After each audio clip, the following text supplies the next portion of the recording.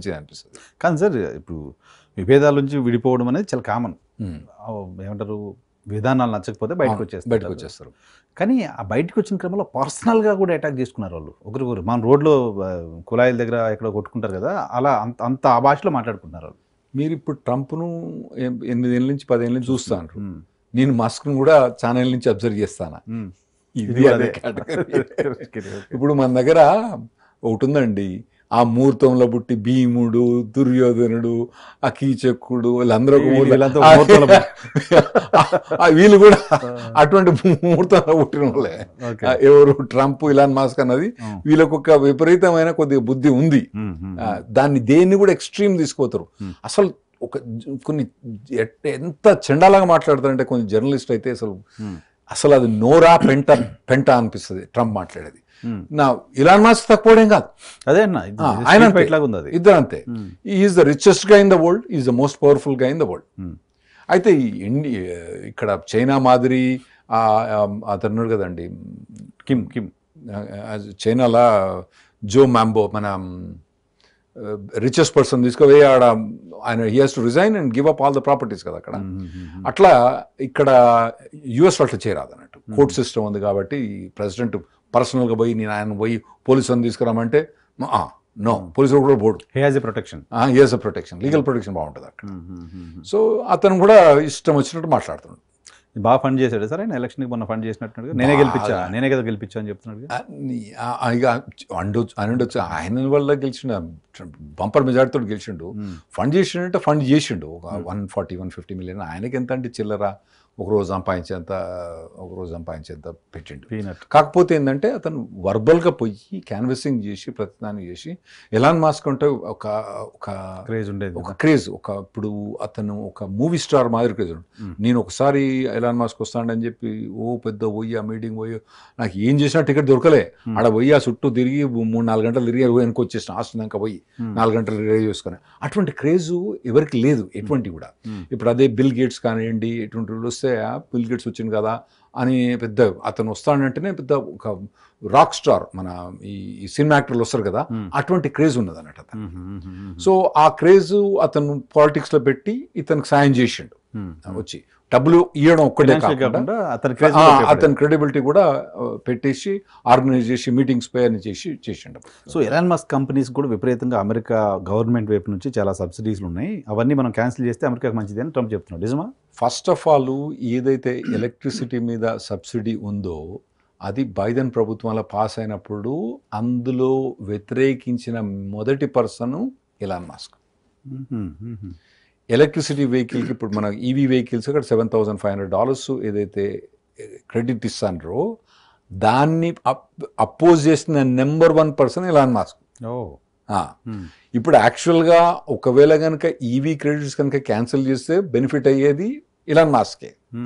ఎందుకంటే ఇప్పుడు కొందరు ఏం చేస్తారంటే నిచ్చెన ఎక్కిన తర్వాత, పైకి ఎక్కిన తర్వాత వాళ్ళు ఏం చేస్తారు, ఆ నిచ్చెన తీసేయాలంటారు. ఎందుకు తీసేయాలంటే ఇంకోటి ఎవడు ఎక్కొద్దని. అయితే ఇప్పుడు ఎలక్ట్రిక్ కంపెనీస్లో అట్లీస్ట్ యూఎస్లో మాత్రం నెంబర్ 1 కంపెనీ అన్డౌటెడ్లీ టెస్లా. మొత్తం అది 80 వెహికల్ 90 వెహికల్ అమ్మితే మిగతా వాళ్ళందరూ 10 వెహికల్ అమ్ముతారు. ఓకే, ఇప్పుడు ఈ ఏదైతే బెనిఫిట్ ఇస్తానో ఈ మిగతా కంపెనీస్ క్యాచప్ అయ్యే ఛాన్స్ ఉంది.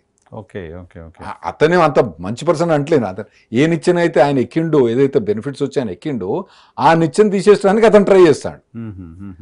అయితే ఇప్పుడు ట్రంప్ వచ్చి నేను ఆ నిచ్చెన తీసేస్తా అంటే మంచిది అంటాడు ఆయన. సో అది పెద్ద ఎఫెక్ట్ కాదు. ట్రంప్ మన ఎలాన్ మాస్క్ పెద్ద ఎఫెక్ట్ ఏం కాదు, ఇంకా పాజిటివ్ ఎఫెక్ట్ అయితే అతను చేసుకోండి. ఇంకోటి స్టార్లింక్ తోటి ఏదో కాంట్రాక్ట్స్ అంటాను కానీ స్టార్లింక్ అన్నది అసలు దాని గవర్నమెంట్ తోటి చిన్న కాంట్రాక్ట్. అది వాళ్ళ టార్గెట్ వేరే. వాళ్ళు మార్స్లో పోయి కడతా అని వాళ్ళు పెద్ద ప్రపోజల్ పెట్టిండ్రు. అది ఎప్పుడు అతని లైఫ్ టైంలో కాదని చెప్తున్నాడు. అయితే స్టార్లింక్ అన్నది ఇప్పుడు మనకి ఇంటర్నెట్ వస్తుంది కదండి.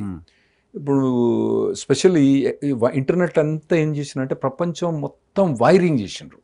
మన ఇండియాలో ఏం చేసినారు, మీరు జియో కానివ్వండి, తర్వాత యాక్ట్ ఫైబర్ కానివ్వండి, త్రూ వైర్స్ కేబుల్ ఓన్లీ.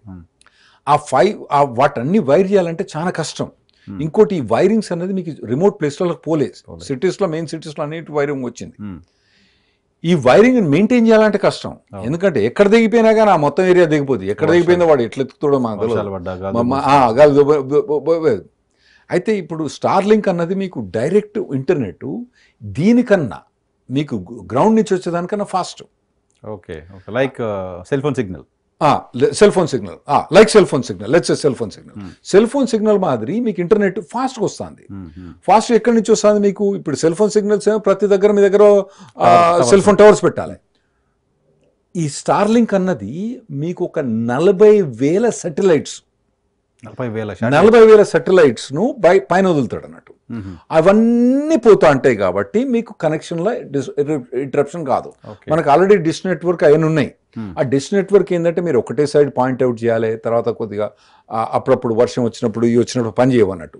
ఇదేంటంటే వాటికి 10-20 సాటిలైట్ ఉన్నాయి, వాటికి 40,000 సాటిలైట్స్, 40,000 సాటిలైట్స్ మొత్తం ప్రపంచం మొత్తం కవర్ చేస్తుంటే. మా అరిప్రాల్లో కానివ్వండి, మీ ఖమ్మంలో పల్లెటూరు పోయినా కూడా అక్కడ కానివ్వండి, అవన్నీ కూడా ఈజీ కవర్ చేస్తారు. సేమ్ ఏదైతే హైదరాబాద్లో స్పీడ్ వస్తుందో అక్కడ స్పీడ్ వస్తుంది మీకు, టోటల్ వరల్డ్, టోటల్ ప్రపంచం మొత్తం. ఓకే, అయితే దాని కాస్ట్ ఎంత అవుతుందంటే మీకు చెప్పాలంటే, జియోకు ఏదైతే మొత్తం జియో ఫైబర్ ఉంది కదా మీకు, జియోకు ఇండియా మొత్తం మీకు ఏదైతే ఫైబర్ చేసడానికి ఎంత కాస్ట్ అవుతుందో అతనికి 40,000 సాటిలైట్ కూడా అంతే కాస్ట్ అవుతుంది. But one time investment. ఇంకోటి మెయింటెనెన్స్, ఒక్కసారి సాటిలైట్ అనేది పైకి చేస్తే అది ఒక 30-40 ఏళ్ళు తిరుగుతూనే ఉంటుంది, దానికి ఏం మెయింటెనెన్స్ ఉండదు. అది ఆల్రెడీ సోలార్ మీద ఉంటుంది, అయిపోద్ది. అది మీకు డైరెక్ట్ వస్తుంది. ఇక్కడ ఏంది, ఎక్కడ దిగిపోయినా కానీ మొత్తం ఖర్చు అయిపోతుంది. సో మీకు ఇక్కడ మెయింటెనెన్స్ తక్కువైపోతుంది, అది తక్కువ కాస్ట్లో మీకు బిల్డప్ అయిపోతుంది.